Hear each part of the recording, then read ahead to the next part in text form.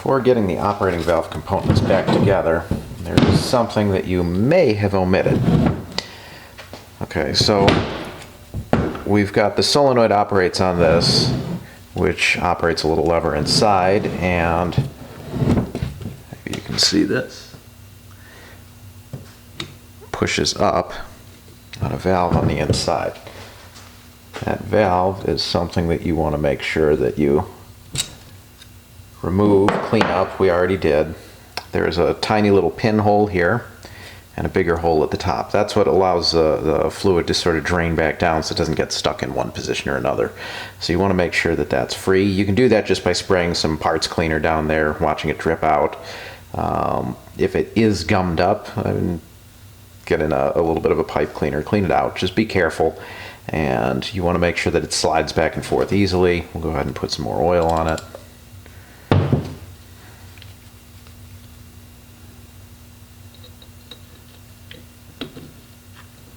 That's something you want to make sure is in there.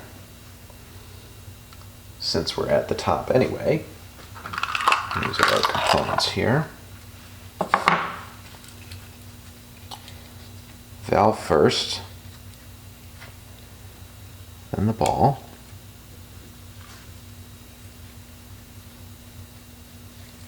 A little plunger piece with a spring on it.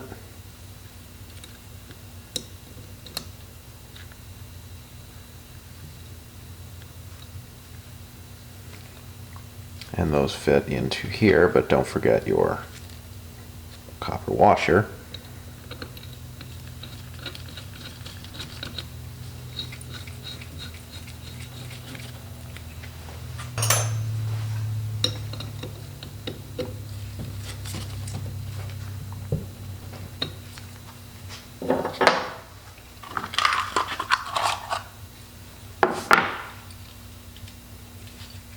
There's your valve.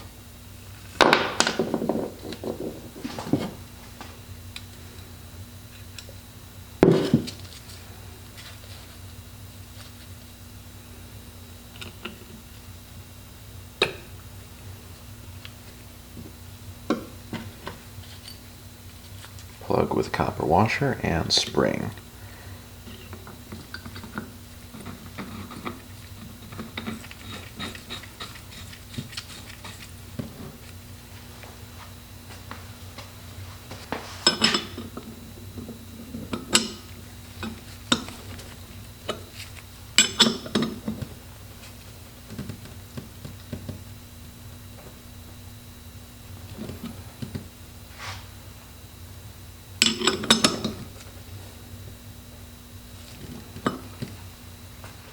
Okay.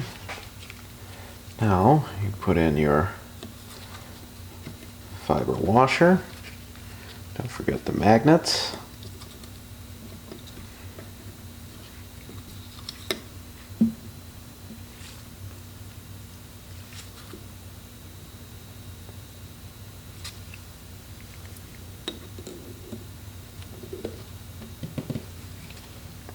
Filter, which will fit just around them.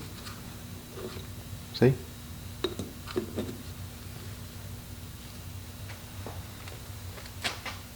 You'll want to fit a new gasket to the side plate.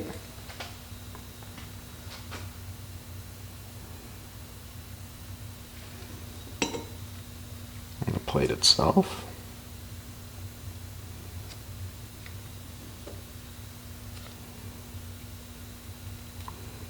And just like always, I'm going to get some new lock nuts for these, but you want to put your 4 bolts back in place. And it's usually good to get all 4 started before you go tightening anything down. That way you're not punching a hole in the gasket that you just put on.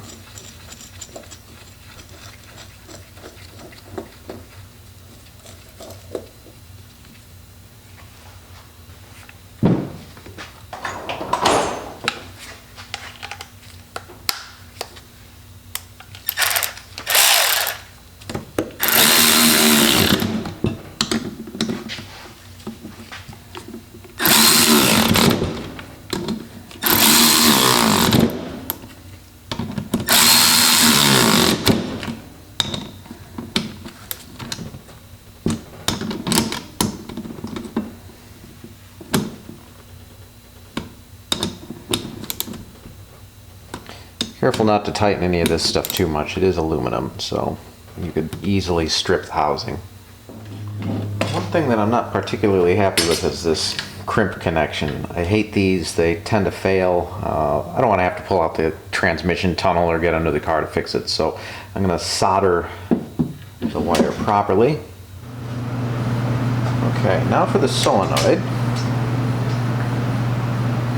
which the solenoid has, it basically is just an electromagnet. You've got a nut on the end, and then here's a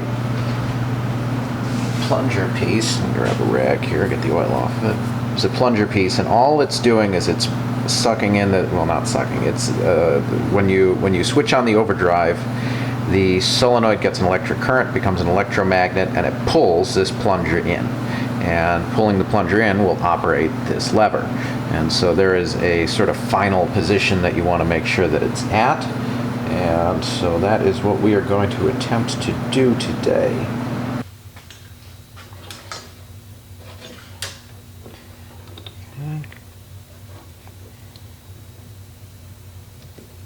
Get the solenoid back into position.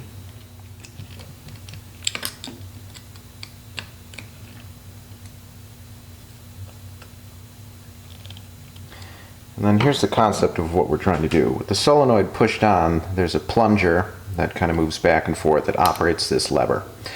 So with it switched on, you want a 3/16 inch drill bit to be able to go through the operating lever and into an equally sized hole in the casing. So this is how far it's supposed to operate with that all the way back. You can kind of move the shaft back and forth, and then like a ratchet, put this wrench on and off, and either screw it in or out. And what I'm looking for is to get it all the way in and to still see a little bit of a gap, which I do.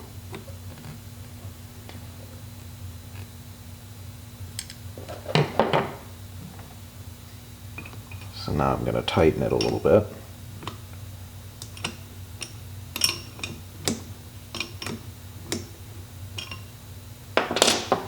Do the same thing.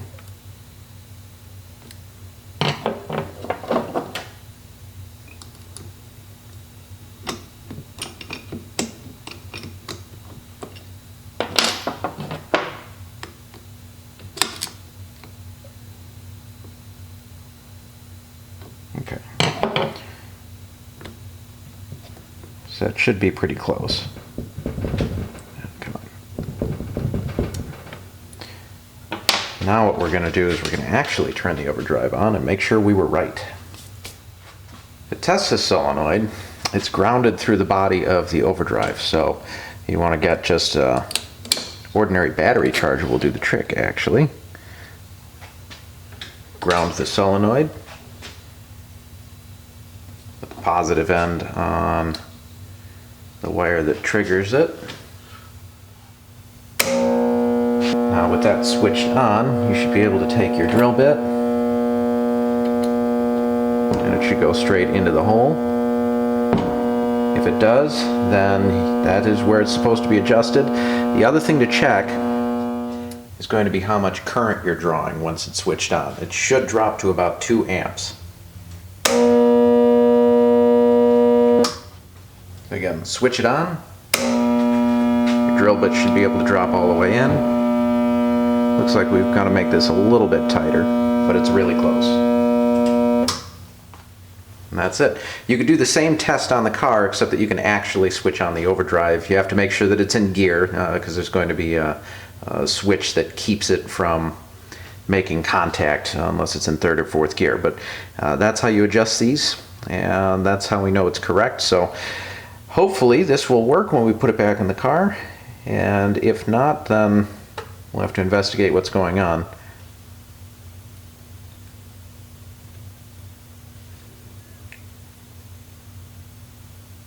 Get your new gasket in place.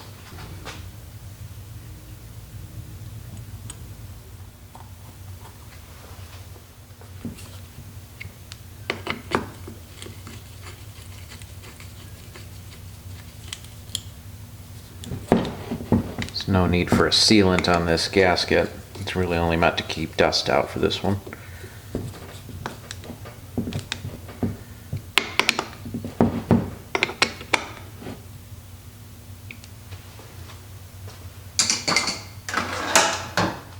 Alright, so now we are getting the overdrive back onto the gearbox. This is the oil pump cam, and the oil pump on the overdrive is going to be on the bottom, and so we want this to be this way around. We've got a key there, so let's get this in place first. Once it's kind of lined up, you get just a piece of pipe that fits around it. That way you've got a soft surface. You can kind of tap it down with a hammer.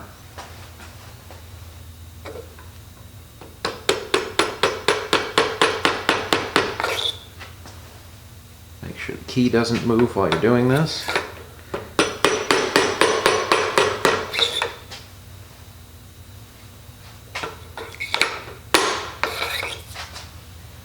There. And then you can see once it's in place, it can't rotate, but it can move up and down a little bit. That's what this circlip was for.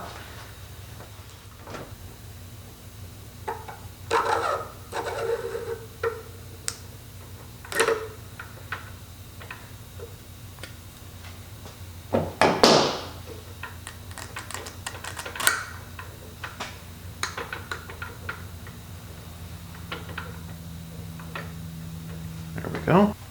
Now, as we said, we want the spot of the cam. We want the low spot to be on the bottom. So just rotate your gearbox around until that's the correct way. Said it before, I'll say it again. You can use a gasket sealant, but be sparing with it.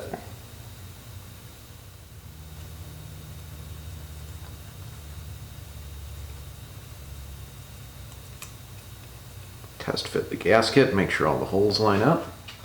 I suggest having a little bit of oil on the cam. I guess that's a lot of it, but whatever. I suggest having some oil on the cam. That'll help the oil pump to fit over it.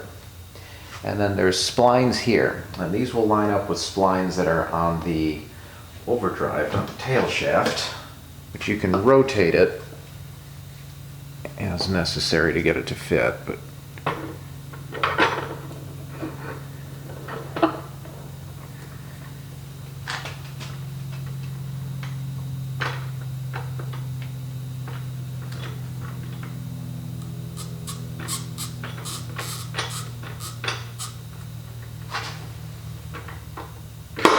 there we go.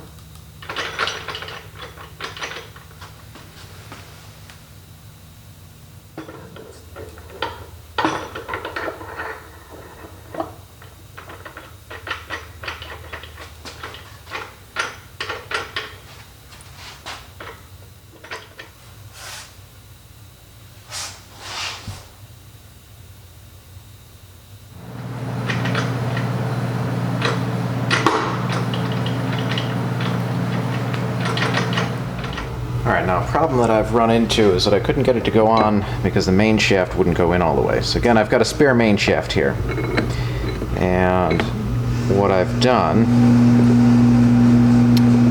once I can get it to go in here, there we go. It'll go in, but you could still spin the tail shaft. So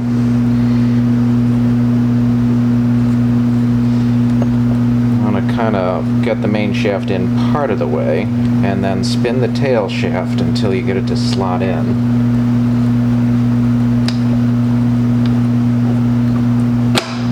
There. Now that'll go in. Now, before taking the main shaft out, tighten down a couple of the bolts. One on either side should do the trick. What you're doing is you're compressing the springs and you're making the sliding member hold everything in place firmly. Okay, what I did was that I loosened these again slightly. So you saw me just earlier in the video that I was putting the main shaft in. I'd loosened these up so it wasn't being held together. wiggle the tail shaft around, kind of get everything to line up. So I basically did that again just on the back of the gearbox, but it's got to be close, otherwise you take the risk of the main casing falling away, and then you're pulling the planetary gears out, and then you basically have just disassembled your overdrive. So now that I've got it reasonably back together, I'm going to tighten down these bolts again.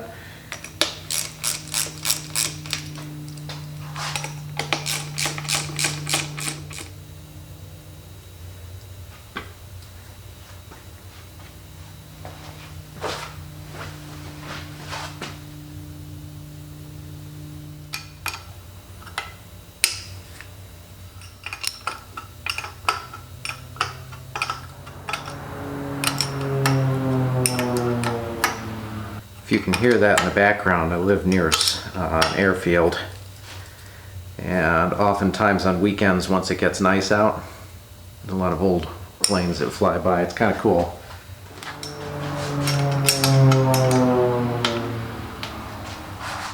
That is everything assembled. You'll want to, of course, turn the gears. That's in neutral. That's reverse. Make sure that you see the tail shaft moving. Feel for any binding. Get it in gear, maybe try first, or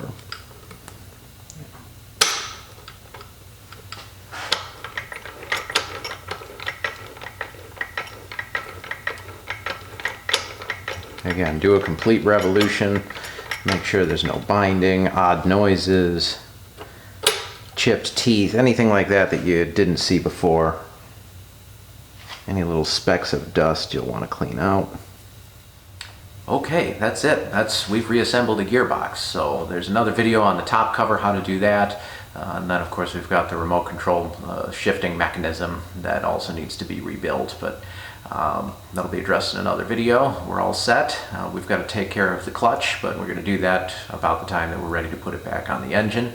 The engine needs a little bit of work too, so go ahead and subscribe to the channel. Thank you very much. If you guys have questions, if there's something that you want to see, let me know. I'm just going to try and film the projects as I go through them. It seems like that's been working, but if you've got something specific, let me know. You never know. Maybe I can help out, and maybe it's a project that's already on the list. So again, thank you very much. I'll see you next time.